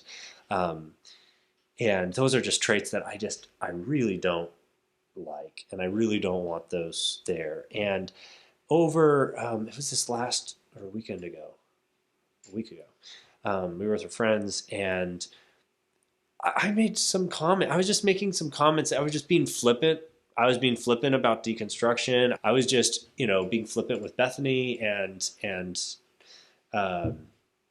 just, you know, sort of little things at her expense, little put downs and things at her expense. And man, that's just the worst. That's just the worst behavior. And anyway, and so this comment calls me out, and I see a lot of those traits at times.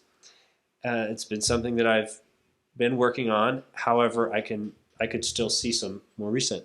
And so I take it very seriously, and I've used that comment, I think for good, as almost like rocket fuel to really kind of motivate me. When I read it, it doesn't feel very good, but it really helps me to confront myself and say, okay, this, to the degree that I exhibit this behavior, this has got to stop.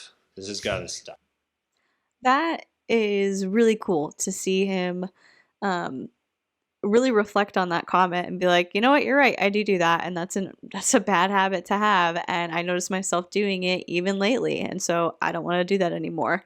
I think that's a really, really cool thing to see, because that is something, like I said, that I've noticed from Dave, and that's a problem that I have with him. And that's not to say that you can never make jokes or poke fun at your spouse. If that's your kind of humor and you guys like doing that, of course, like, go ahead and do that. But I think it's just important to, like, do a temperature check pretty frequently and make sure that you're not hurting your spouse's feelings. And so I definitely appreciate that Dave saw that comment and was like, shoot, I don't want to do that. Like, I don't want to be that person. Let me make sure I'm evaluating my behavior. Stop. This has got to stop, and this will stop. And I wrote a bunch of commitments for myself of how I speak about Bethany, and I think there's a way to have opinions, and at the same time to not come with any type of energy that's snarking on her from me. And actually it even extends to other things. Like, as I started to confront myself on the narcissistic traits, and I mean, people disagree. Well, it's not narcissism, but it's like, yeah, but I'm using it fairly loosely, and you just go with it. As I confront myself on this, I notice there are other benefits as well. Like, I don't have to put other people down as much. It's not just Bethany. It's like other guys, for example. And I just remember this quote. I heard this great quote. A strong man doesn't need a weak man in order to feel strong. It's like a strong person doesn't need a weak person in order to feel strong. That is just so good, because so often what I have done in my life out of insecurity is put other people down, and often through joking and snarking and things where it's like, well, I wasn't being mean, but it's like, yeah, but there's like an edge to it. And I've done that so often, not out of a place of friendship. I think there's a way to take digs at people where you're really like rooting for them and you really want them to do well, and you're just being friends and you're just like ribbing each other and stuff. And I think even in marriage, you could, like there's a place for teasing and stuff like that. But I know the difference. And what I'm talking about is something that I don't want to do with Bethany, and I really don't want to do with anybody else. I don't want to speak about other people in that kind of put down sort of way that wants to put myself above them. And so I'm making some big changes, and it feels good to confront myself. But that was probably my favorite. As the probably for me, it's like the worst comment to read and to see, but the one that I can probably use the most. I never saw that comment, the narcissist one, and like you were like, it's there, and I went to look. I just like am blind to it. I cannot see that comment. You would tell me about different comments. I couldn't see it, but I appreciate the way that you are, choosing to not do that with me specifically. I bet she does. Not do that. Why you make every time I try to do something fun, you make it not that way. Okay, which is something. Why? There's so much. Wait, what was it? What does it say? I hate so much about the things you choose to be. I will. They're quoting The Office. I wonder if they watch that together. That's cute. I'll give a shout out to the Zelf on the Shelf. They have a lot of quotable lines that were funny that we've been quoting. Oh, I know this is their best. With the videos I've seen, they are at their their funniest. Yeah, it's funny. They were like, I'm starting to think like t-shirts and stuff. Like, whoa, dangerous thoughts there, my guy. Not even the nature of the Godhead, babe. I read the Torah, bro. And I'm just like, yes, hold me, Janet. There are so many people who are like, please address Paul attacking Dave afterwards. Paul loves to act like the best Christian and as if he knows all, but there is no such thing as the best Christian, and Dave's journey seems to be going well, all this stuff. So hopefully this video clears a lot of that up, because you are owning. Yeah, it's going to disappoint some people. I don't know if this video clears anything up, because it sounds like the main point of that comment was concern about how Paul was treating Dave in the 24 hours with video, or maybe in the reaction video or not reaction, but like Paul and Morgan sharing their additional thoughts on the 24 hours with video. And so it's like, hey, address how Paul was speaking about or treating Dave. And really all they said in this video was like that they have nothing bad to say about them and they admire them and look up to them. So that was all like very broad and vague, I think. And honestly, I think even if Dave felt differently about Paul and Morgan, he's not going to get on this video and share that thought, like share that sentiment. He's not going to get on here and be like, it was a bad experience. I didn't like the way that they acted. I didn't get along with Paul, whatever it may be. I don't think this is the point in time in which he's going to take that stand. And also, even if everything he said about Paul and like the way that he looks at him is true, you can still say, like, I have a favorable view of this person, but I didn't like this thing that they did. If Dave had an issue with the way that Paul was behaving or treating him. And right now I'm trying to like replay the 24 hours with episode in my head and think if there was anything that Paul did specifically in that video that I was like, ooh, red flag, or like, we got a big problem here. Let's talk about it. I don't know. I think obviously like Paul and Dave like disagreed, but it wasn't in an abnormal way. Like it's what I would have expected from Paul. So like the main issue that I have with his actions in the grand scheme of things, of this like series of events, is him maybe sharing things about where Dave's at regarding his faith before Dave had a chance to come publicly talk about them. And he did it because he didn't want Dave being labeled as a Bible believing Christian who the haters liked. Like he did it because people were giving Dave praise and saying like he's a good Christian. And so now Paul has a chance to be like, like you don't know where he's at in his journey. Just wait till you hear more. And it's like, oh, that's not cute. Yeah, I mean, I think Paul is just expressing his view. You know, you can have an opinion. I think I made it pretty clear. I'm not a really good representative of Christianity at this point. So I'm not, nor am I trying to be. And I don't know I haven't seen anything that Paul said that's like putting you down at all. No. So I don't know what that is. Another person asked, do you feel What were you going to say, Dave? Go deeper into it. that Paul and Morgan approached the interview in as non-judgmental a way as you did? What does that even mean? I mean, we all make judgments. We all have opinions. I mean, I did not, I told Bethany, it's not like Morgan, because people are saying Morgan's judgmental or something. It's not like she left and I was like, judgmental? I'm glad she's gone. Oh my gosh. And I didn't feel like they were judgmental at all, but also they disagree with the way we do things. Like Morgan made it super clear. Like, I can't just have that sort of disagreement. Why is that a problem? Like, so she doesn't want to have that type of marriage. She doesn't want Paul deconstructing. Like, well I don't really want him deconstructing, this isn't like my top, like, oh, let me look at all the dreams of what I want for Dave deconstruction. Like, yes, it's like, no, of course.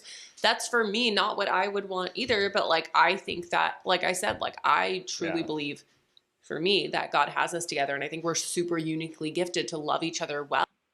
We need a counter on the bottom of the screen for how many times Bethany says uniquely gifted in regards to her and Dave's marriage. But I don't think the issue is Morgan expressing the idea that she would not want her spouse to deconstruct.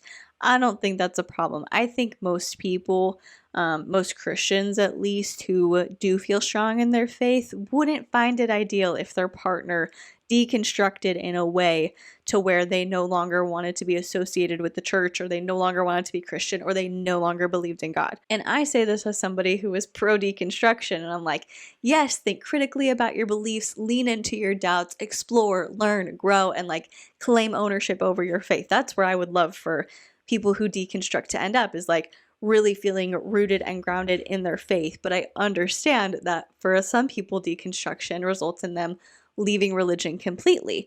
And if I were in that case with my spouse and like that's where they ended up, that would be really hard to deal with. So I don't have a problem, and I don't think most people who are Christian would have a problem with Morgan being like, ooh, like I wouldn't want that to happen. That would not be ideal.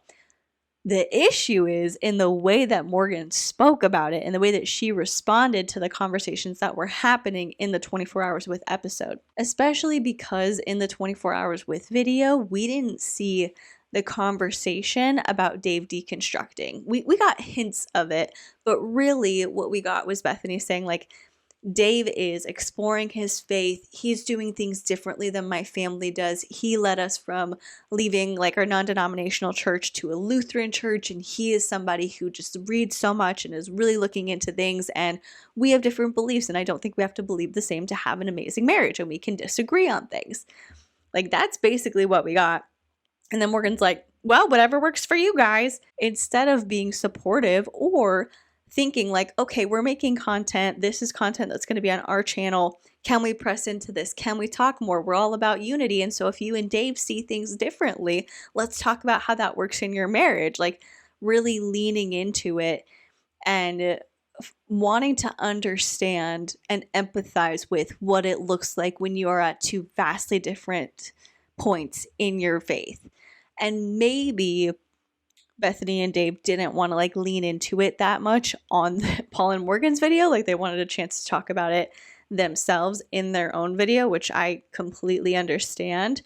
But I just think Morgan, whatever route they ended up going content-wise, she could have responded in a way that was compassionate and respectful, and I don't think that that's what she did.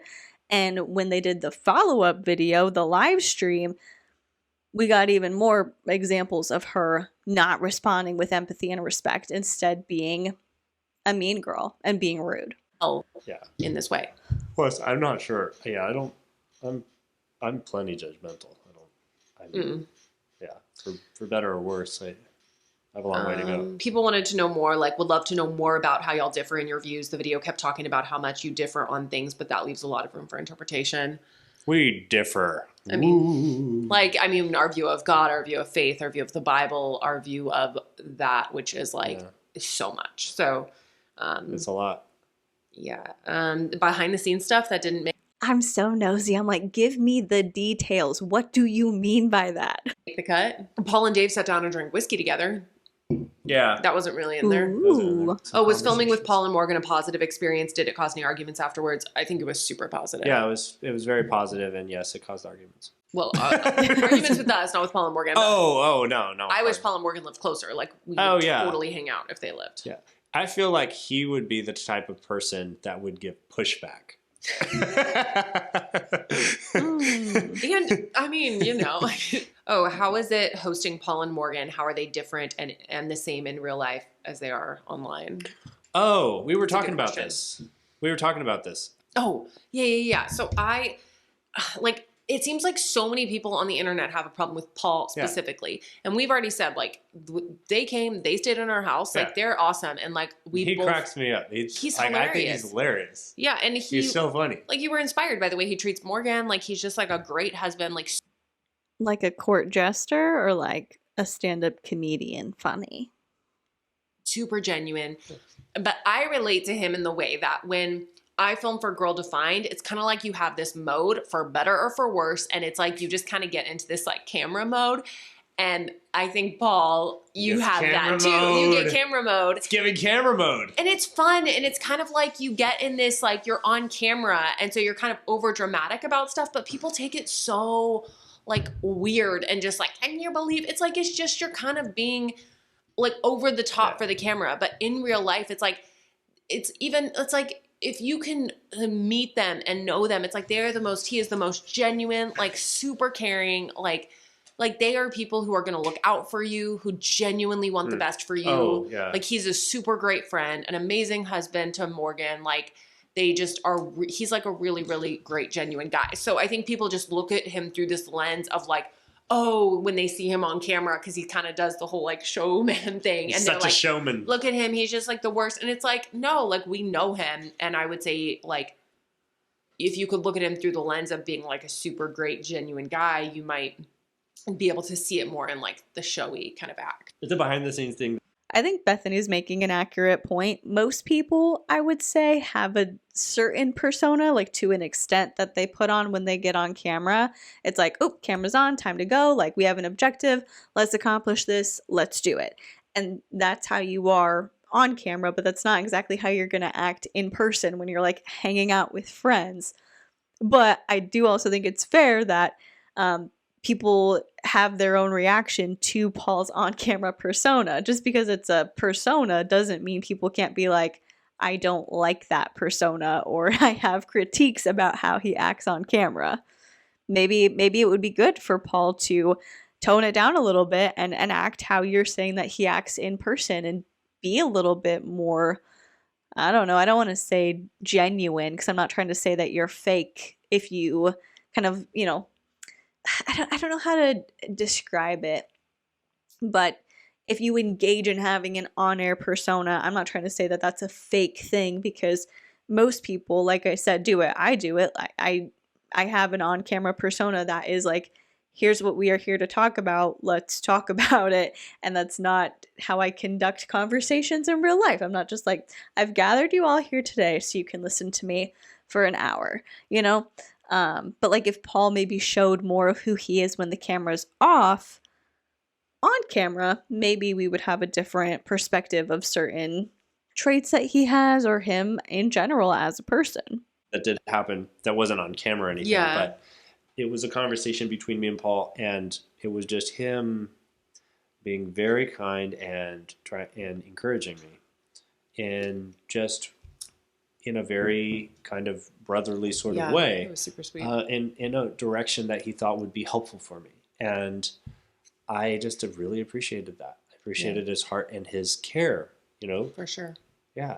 So here's the comment that I think encapsulates like what the problem is, what people are having a problem with, like what's going on now, like with Paul and Morgan, and then specifically you. And here's the deal: is like people are so easily offended, and they want to take up people's offenses, and they're like, so this is the comment. If you'd known that Paul and Morgan would have gone on to call Dave not a real Christian, and Paul would have gone on to say that people go off the rails after getting therapy and make a lot of insinuations about Dave and his character, would you still have agreed to do the video? Like 1000%. Yeah. And like, we don't care. Like, Well, I mean, what happened? Like, I'm basically agreeing with Paul in the sense that I'm agreeing with him that I'm not a real Christian. Not like well, and like, that. who cares if you choose to go to therapy and somebody else is like, oh, you go off the rails when you go to, like, who cares? Like, anyway. Any more comments or questions? That's a silly response, Bethany. Like, you don't have to be offended by what Paul said, but words impact people. Like, the things that you say matter. And so I think this is just a perfect example of her being like, why would I apologize for changing my views on modesty culture? That's why you don't get it, is because you don't understand, or maybe you're refusing to acknowledge that the things you say impact other people. Your words matter. And you don't have to be offended by Paul saying that when people go to therapy, it negatively impacts their lives and they go off the rails. But therapy can be helpful to people. And if you saw that and you were like, wow, that kind of sucks, like that hurts my feelings, that's a valid response to have. But if you don't have it, that's also fine. Doesn't mean, though, that it didn't hurt somebody else's feelings. I don't understand why Bethany refuses to acknowledge or like give validity to the fact that things you say, especially on the internet, can have an influence on people. And I don't think that people should take everything that they see on the internet and internalize it and like blame other people for making them feel bad or upset or whatever it is. Like, we're all responsible for ourselves and the kind of content we consume and how we respond to that. But mainly I'm going back to Bethany and Kristen aligning with certain things that have been taught by organized religion and espousing those ideas and continuing to push them onto people who are already vulnerable, and then one day just like doing a switch up and being like, well, we don't have to explain ourselves. We don't have to explain why our views changed. We don't have to apologize for anything because we were just expressing our opinion. It's like, well, no, you're putting yourself in a place of authority and in a position of leadership. And so you should lead the people who look up to you, the people who follow you. Like, they look to you for advice and for guidance. And so it's kind of messed up to be like, I don't know you anything. I don't know you an apology. What's it going to do? Make the haters happy? Right? So there's like a balance here. It's up to us to choose what content we watch and what we choose to take in. But at the same time, it's also important to remember that our words can impact people in a negative way, even if that's not what we are intending for our words to do. I mean, we'll probably should wrap it up because it's late and we have to. Early, I'm yawning. I know. I have to go. All in. I mean, huge shout out to Paul and Morgan. Go support them on their Patreon. Go follow them on YouTube.com, whatever. Paul and Morgan. They got a hell of a channel. They're doing such great work. These videos that they're releasing are awesome. I feel super honored that they came and stayed with us and did their video. And who knows with this Dave and Bethany channel, whatever it's called. I don't know what the future of it is, but we posted this video. Who knows? You're a beautiful human being. Is it? Bye. Yeah, this is a squeaky chair. Oh, there are going to be people who can't hear us because of the squeaky chair. Squeaky. Sorry about that. Hopefully this helps. I'm just like rocking back and forth like, this is a fun show. We're having a fun time.